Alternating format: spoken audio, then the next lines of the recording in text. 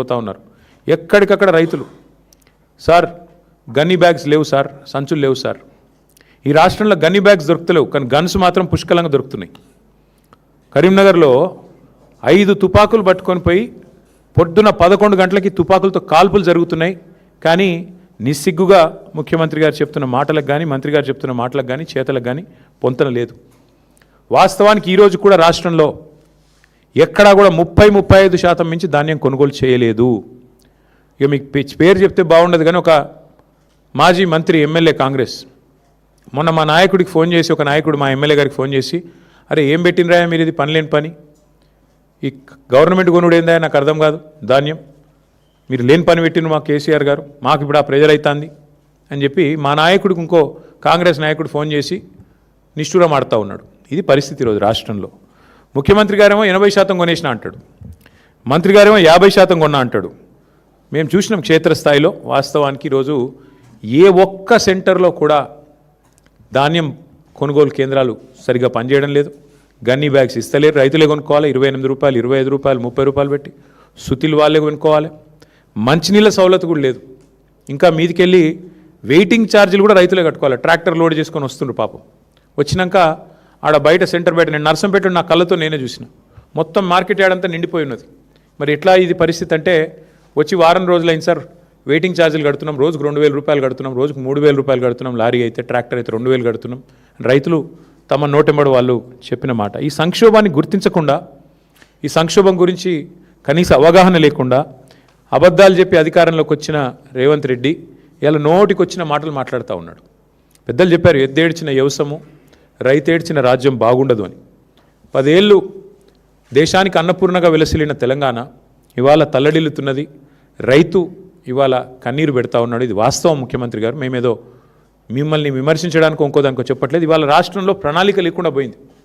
Urea దొరకదు, రైతు బంధు వేయరు, మీరు రుణమాఫీ మొత్తం చెయ్యరు, ఆఖరికి పంట కష్టపడి పండిస్తే మీరు ఇచ్చే అరకొర కరెంటుతోని పంట కొనుగోలు చేయరు. మీ పాలసీ స్పష్టంగా కనబడతా ఉన్నది. ఏంది మీ పాలసీ? మేము కొంటే ధాన్యం 2400 ఇవ్వాలి, మొక్కజొన్న అయితే 3600 ఇవ్వాలి. అట్లా కాకుండా రైతును 4 రోజులు అక్కడే ఏడిపిస్తే పోయి అక్కడ ప్రైవేట్లో అమ్ముకుంటాడు, ఎవరో సేటుకో ఎవరో రైస్ మిల్లానికి అమ్ముకుంటాడు 1700 1800. ఇక సచినోడి పెళ్ళికి వచ్చిందే కట్నం అన్నట్టు ప్రభుత్వం ఎట్లా కొంటలేదు కదా, ఆయన వర్షం కింద పడితే నాశనం అయిపోతుంది పంట, మొలకెత్తితే మళ్ళీ వీళ్ళు కొనరు అని చెప్పి ఇవాళ ఆ పరిస్థితుల్లో రైతు ఉన్నాడు. ఇవాళ ముఖ్యమంత్రి గారు ఇంకా కూడా బుకాయింపులతో, బెదిరింపులతో, హుంకరింపులతో, అబద్ధాలతో నెట్టుకొస్తా అనుకుంటా ఉన్నాడు. మేము ప్రభుత్వంలో ఉన్నప్పుడు ఇదే ముఖ్యమంత్రి గారు తరుగు గురించి బాగా మాట్లాడిండు. ఇంత తీస్తారు, అట్లెట్లా తీస్తారు, ఇట్లెట్లా తీస్తారు. ఇవాళ వాస్తవానికి 6 నుంచి 8 కిలోల తరుగు తీస్తూ ఉన్నారు. ఇది వాస్తవం. ముఖ్యమంత్రి గారిని కాంగ్రెస్ పార్టీ నాయకులని ఒకటే అడుగుతున్నా, ప్లేస్ మీరు డిసైడ్ చేయండి, ఏ ఊరు మీరు డిసైడ్ చేయండి, మేము వస్తాం, మా నాయకులందరం వస్తాం. ఏ సెంటర్ కన్నా పోదాం రాష్ట్రంలో. మీరు కొడంగల్ నియోజకవర్గంలోని ఏ సెంటర్ అయినా మేము రెడీ. ఎక్కడన్నా కూడా మీరు చెప్పినట్టు 80% కొనుగోలు జరిగినాయని మీరు రుజువు చేస్తే ఏ శిక్షకైనా మేము సిద్ధం ముఖ్యమంత్రి గారని నేను విజ్ఞప్తి చేస్తా ఉన్నాను. దయచేసి భేషజానికి పోకండి. అనవసరంగా ఏదో డైలాగులతో, పెద్ద పెద్ద మాటలతో. ఇంకా ఎలక్షన్లు చాలా దూరం ఉన్నాయి, ఇంకా 2.5 ఏళ్ళు ఉంది. ఇప్పటి నుంచే ఎందుకు ప్రతిదానికి రాజకీయం? దయచేసి భేషజానికి పోకుండా, అహంభావానికి పోకుండా, మేము చెప్తున్నాం కదా వీళ్ళే వాళ్ళు చెప్పడానికని అనవసరపు దీనికి పోకుండా, బ్రోకర్ల పాలవుతున్న ధాన్యాన్ని మధ్య దళారులు ఏదైతే ఇవాళ గవర్నమెంట్ కొంటలేదు కాబట్టి దళారులకు అమ్ముకునే దుస్థితి ఏదైతే రైతులకు వచ్చిందో దీని నుంచి నివారించండి. మా శ్రీనివాస్ గౌడ్ గారు గుర్తు చేస్తూ ఉన్నారు, బోనస్ ఎగ్గొట్టిండు అని. బోనస్ కాదు, ఈ ప్రభుత్వమే పెద్ద బోగస్. ఈ ప్రభుత్వమే పెద్ద బోగసు. వాళ్ళ రైతు డిక్లరేషన్ అంత పెద్ద బోగస్ ఇంకోటి లేనేలేదు. 34 హామీలు ఇచ్చారు రైతు డిక్లరేషన్లో. ఒక్కటన్నా అమలైందా ఈ రాష్ట్రంలో?